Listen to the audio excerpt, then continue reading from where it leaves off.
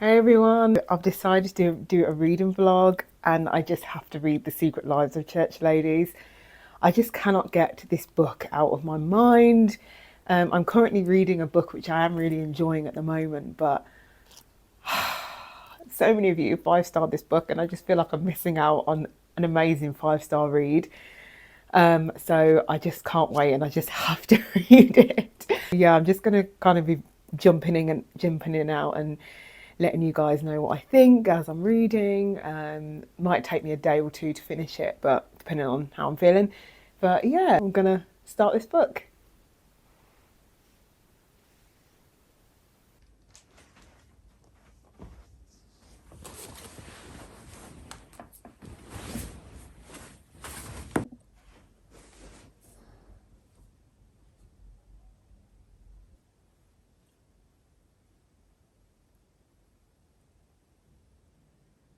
Wow. So I've just finished the first chapter, Eula. Are you kidding me? Are you actually kidding me? Oh my gosh. This is 5-star so far. This is 5-star. My gosh. Wow, the writing. Oh my gosh. It just like says enough. It's not like so over the top and descriptive. It's like, you know what I mean? It's very punchy and I just think, oh my gosh. And it's so heartbreaking with, you know, just having to hide their sexual, well, not, I don't know, I guess, no, Caroletta isn't really hiding her sexuality. Well, I guess she is as she's sleeping with other men. But they're both just, oh gosh, it's so sad. It's so sad that they have to like keep this is like a hidden thing. But I would literally love to just read a book on Eula and Caroletta and their story and their life. The chapter is a 5-star. So far, absolutely loving it. I can see why this is, you know, all of you guys were like, yeah, this book, 5-star, is brilliant. Completely agree with you. Incredible. It's just so sad though. And it was so nostalgic with like the noughties New Year's glasses. We don't have them over here in the UK, but I did go to New York in 2009, I think. I went for New Year's and well, I remember seeing the glasses for the first time and I was like, oh wow. So anyway, sorry, I'm going on a rant, but so far this is a 5-star. My gosh, I can't wait to read the rest. So I'm gonna head on to the next chapter.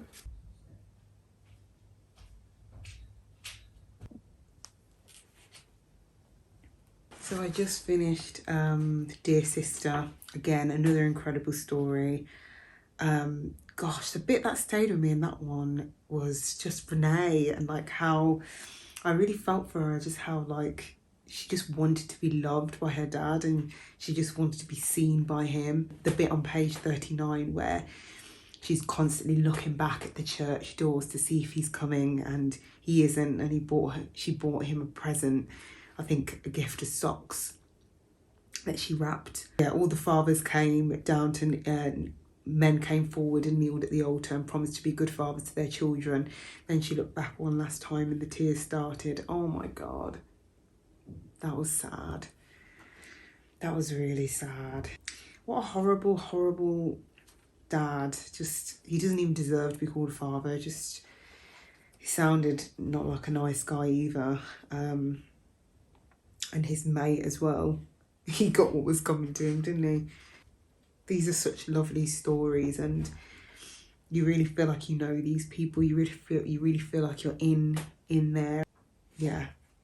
I think my dinner's ready, so I'm either going to carry on reading. I might read another chapter tonight and then I might call it and then carry on reading the tomorrow or the next day or whatever. But yeah, so far I'm really enjoying it. It's brilliant.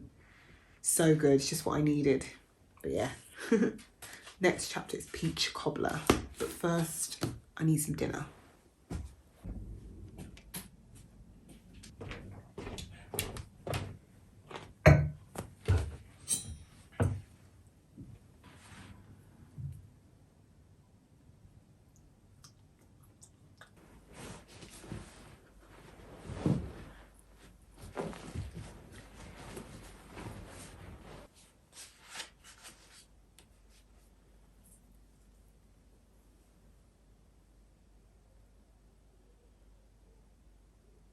Thank you.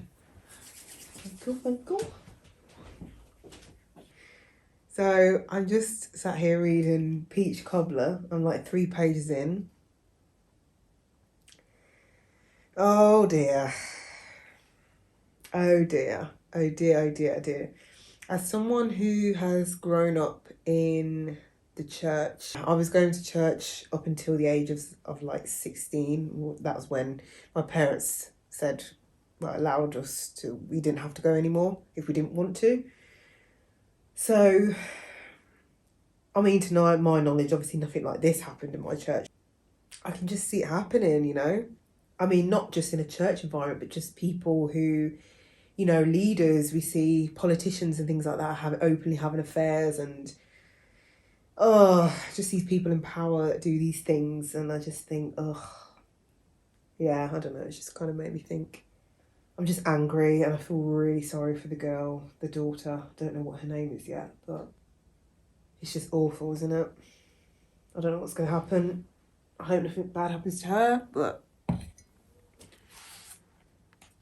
it's just, yeah, it's not good. So I've just come back into here because my husband's watching TV, so I just thought I'd come in here because I really want to concentrate. I'm like a couple of pages in to Peach Cobbler, and oh gosh, because I don't know if this is going to be a bit controversial. Growing up in the church environment,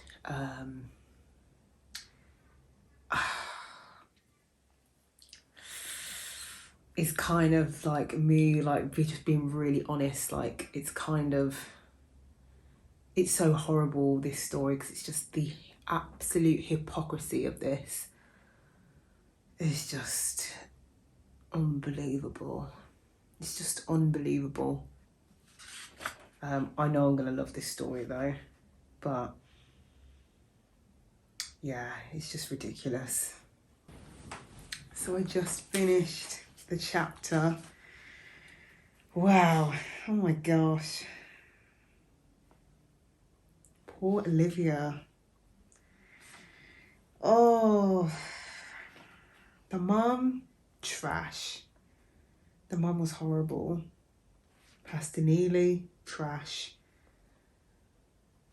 I'm so glad in the end she finally stood up for herself, and she kind of like had a go at her mum, and I guess it's just all the trauma and all the sadness that she's built up inside for so many years finally came to the surface. She was just so sick of keeping all these secrets and just not being good enough for anyone, not being good enough for her mum, not being good enough for Trevor, just being treated like absolute ish and not being able to have a say in anything. I just hate how this, like, I just want her to have her justice, you know, and like Pastor Neely, I wish we saw like his comeuppance, but we didn't see anything with him. But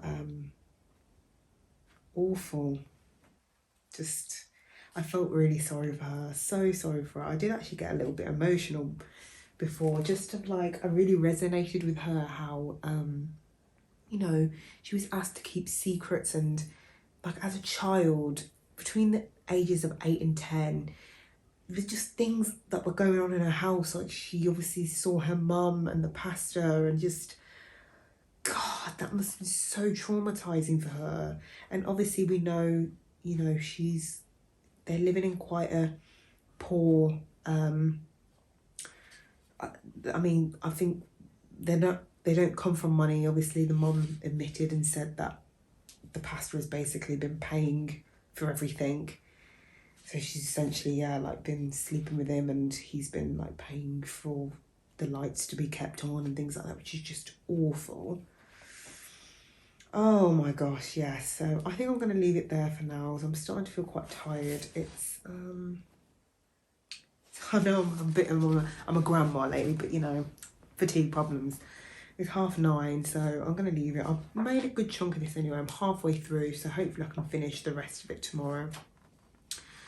So the next chapter is Snowfall. But yeah, so far I'm really, really enjoying it. It's really good. Really, exceeded my expectations. I love the writing, and I hope Disha makes, you know, makes more books. Is this her first book? I'm not too sure. I'll have to double check, but yeah, so far it's brilliant. But yes, I'll leave it there for now, and I'll pick back up tomorrow. Sorry, I've got my hat on, so I've just come back from a walk. I'm just reading Snowfall, and this is quite a nice, warm story. What starts up, I think, like the descriptions where it says here about, where it talks about like living down in the south when they were in the 70s and the 80s, and it says we miss helping them snap green beans and shell peas sitting at their kitchen tables watching The Young and the Restless on the TV perched on the pass-through. We miss how they loved Victor Newman, hated Jill Foster and envied Miss Chancellor, and how she dripped diamonds and chandeliers. We miss their bare brown arms reaching to hang clothes on the line with wooden pins.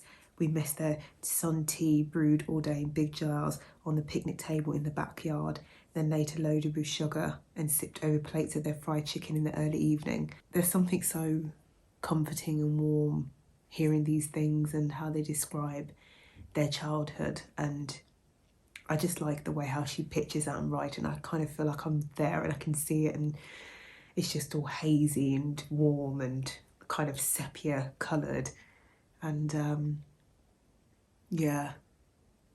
Oh my gosh, that's so weird. When I was just saying about how when they're reminiscing in bed, Vonda and I think her name's Lily, but I can't remember what her actual name is. Arletha, is it? Arletha, yeah.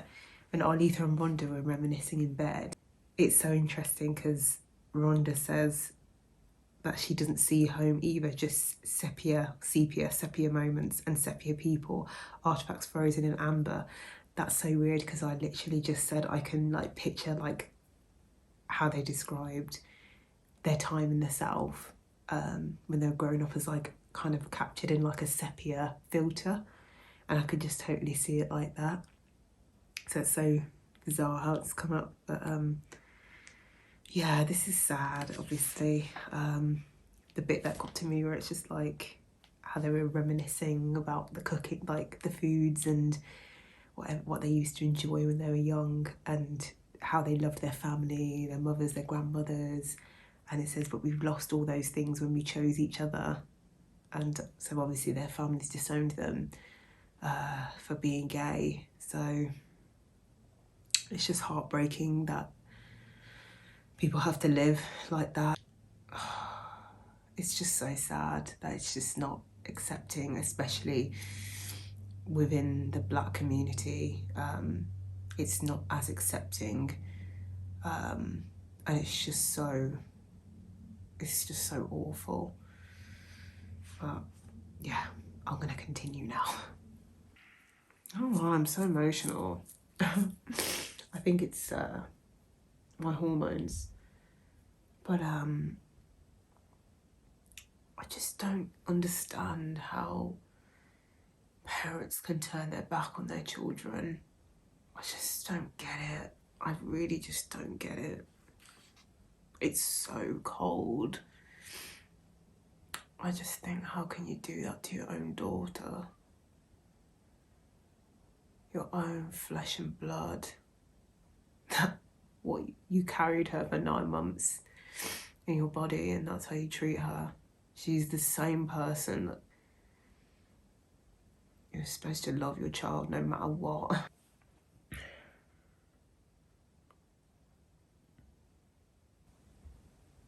Oh, that's a nice ending. That is a nice partner, especially when you're feeling homesick. I don't know if anyone's felt like that, but oh, she got food for her, comfort southern food, and the sweet tea. What a lovely partner. That's so sweet.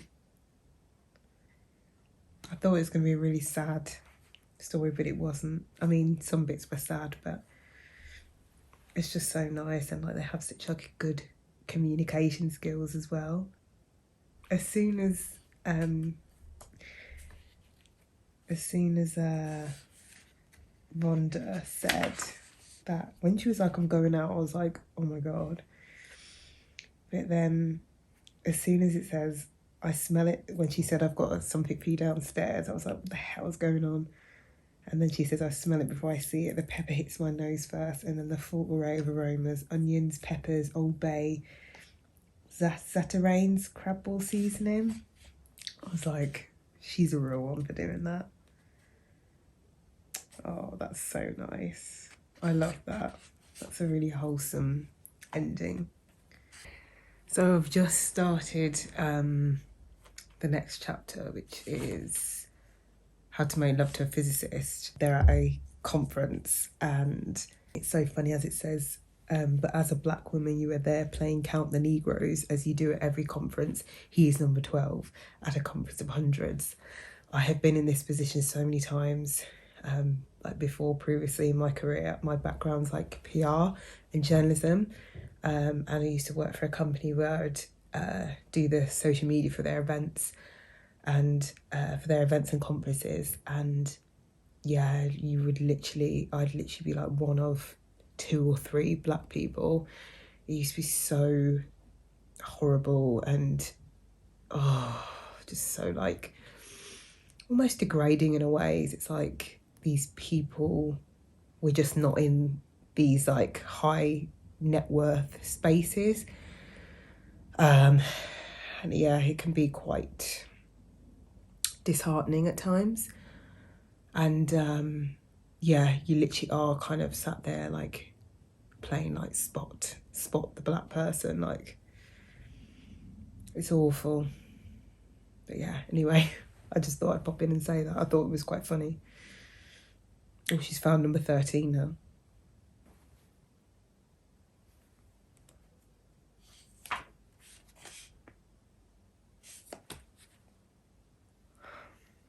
Eric, like any man, would eventually want more than you could give, and he would be disappointed, probably disgusted with you for leading him on. So you do one of the hardest things you've ever had to do. You delete his number from your phone again, but this time you also block it.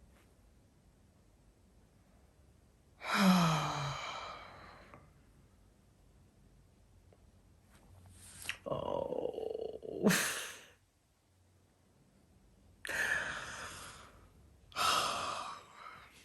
Lyra, why? I get it, I know she's insecure and she does a great job with self-sabotage.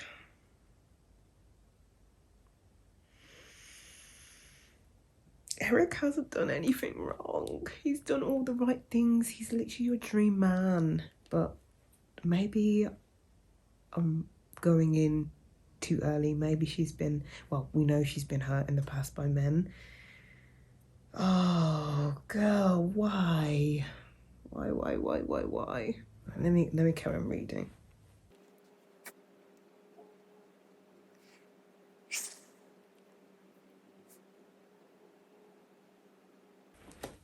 I am very satisfied with that ending. She was free. She found who she was. She was her whole self. And yeah, I think that was perfect. Very happy. Very happy. Hi everyone, it's a couple of days later, and I thought I'd just quickly wrap up the vlog and the book, obviously, because I've finished it. And of course, it's not a 5-star, but it's a 4.5 star, so practically the same. I loved this book. It was powerful, it was moving, it was raw, it was heartbreaking, it was emotional. I loved the conversations and the stories about, you know, motherhood and marriage and sexuality, friendship, sisterhood, family. Oh, just like, I want to live like down south, like, like in America. So many amazing stories in here. Yeah, it's definitely, I can see why everyone was like, yeah, I loved it, have to read it. So I'm just going to quickly go through each story and do my like out of 5, I'm gonna say what I thought. So Eula is 5-star. It's absolutely 5-star. That was my one of my favorite stories. I literally want an entire novel. Disha, if you're watching, your next book, it needs to be about Eula and Caroletta. I want to know everything about them.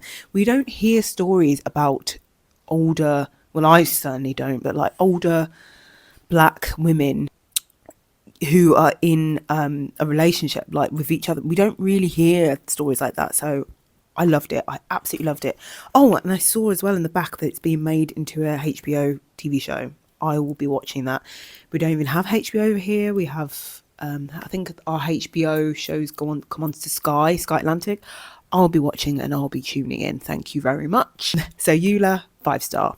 Not Daniel. I liked that story. I thought it was a bit too short. I feel like it probably could have been probably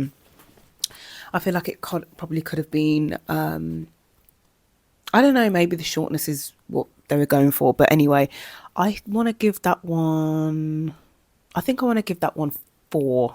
I liked it. 3. We'll give it a 3. I liked it. It wasn't my favourite, but I understand it. I understand that, like, you know, being a caregiver, you know, and as well as trying to be a wife and a mother and all these other things is not easy. Again, I don't really like the cheating aspect, so I think that's kind of why I marked it down by 3, but I understand it. It's raw, it's real. And yeah, that's a 3. Dear Sister, 5. I really resonated with that one. Like I said earlier in the vlog, I really, oh my gosh, I got so emotional about Renee and just how she was just so like, just wouldn't, you know, she didn't care about all the things that she heard about her dad. She was just like ride or die for him, and he was just a no-show. He was a deadbeat. He was awful, but she was just wanted to be loved by her dad. Peach Cobbler, this is a 10-star. No, 5-star for Peach Cobbler. This was hands down my favourite story. I wish that I had this as a book as well, Peach Cobbler. Oh my gosh, I loved it. I resonated with this one. I cried with this one. Olivia just wanted to be loved by her mum. Also, what the hell is in that Peach Cobbler? What the hell is in that Peach Cobbler for the pastor to be coming by in most Mondays? What the hell is in that damn Peach Cobbler? I don't think I've ever had a Peach Cobbler in my life, but this one, I want to know what was in it. But yeah, this one resonated with me so much because Olivia literally just wanted her mother's love so much. And the one scene made me feel so sad for her when she was 8 and she got up out of bed when her mum put the Peach Cobbler in the bin because the pastor stood her up. She went and got out of bed and realised that it was a new fresh bin bag in the bin, and she went in and, oh my god, is this even recording? Sorry, I thought my camera wasn't recording.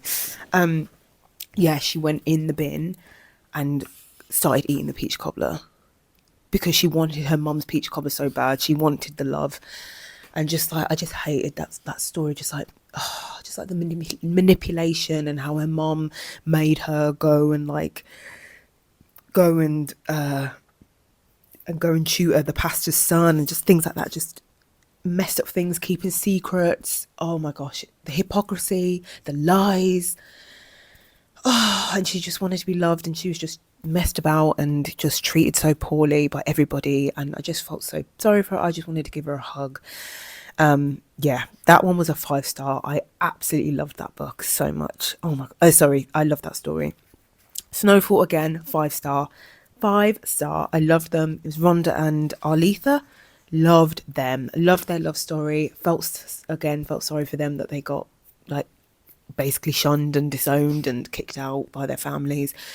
Oh my gosh, like hearing them resonate about their time living down south, and in the end when Rhonda bought that like the seafood boil and stuff, brought that home. Oh my gosh, I loved that. How to Make Love to a Physicist, 4 out of 5. Actually, no. That was a 5. It was a 3 when she was like, she blocked his number. I was like, what the hell? But I now understand that, you know, she didn't have the best relationship with her mother, and Lyra, she didn't have the best relationship with her mother, and, you know, her mother was not really kind to her, and that obviously made its way through to her adult life, and she was very insecure about her, the way she looked, and Eric was just everything. And again, I want a book just about them two and about their love. So that was a 5. JL, I think that was a 4. I wasn't too. That was good, but I feel like I wasn't. I wasn't crazy about it, but I still loved it. The ending was mad. Like, she killed him. She blew up the house or whatever. Crazy. I'm sure that's what happened, right? Yeah, that one was crazy. Instructions for Unmarried Christian Husbands, I gave that a 3. I wasn't too keen on that one. I appreciated it, but I wasn't too keen on it. Again, the whole cheating aspect, I'm not really keen on. But I appreciated it. Obviously, we know it happens. So, and then last one, when Eddie Levert comes. Oh my gosh, that one was sad. That one was really sad. The line that stood out to me. Let me see if I can find it.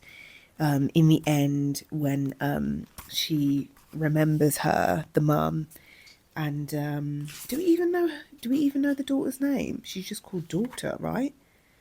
Which is horrible.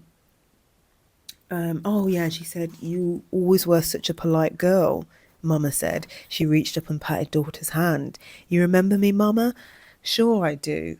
Daughter began to tear up, but also couldn't help but smile. Oh, that was like sad. Like, that made me cry. And just, yeah, that was like a really nice depiction of, like, how, also mother-daughter's relationships. Her mum wasn't the kindest to her. We got a bit about, like, I think it was also as well, these stories, how we got a bit of like colorism in there as well, and just, how the mum wasn't very kind to the daughter because she was the darkest. I also thought she's the middle child, and us middle children don't really get treated very, very nicely, just saying. Yeah, I thought that was quite a good, like, depiction of that. But yeah, loved all of these stories. Loved them all so much. This book will stay with me.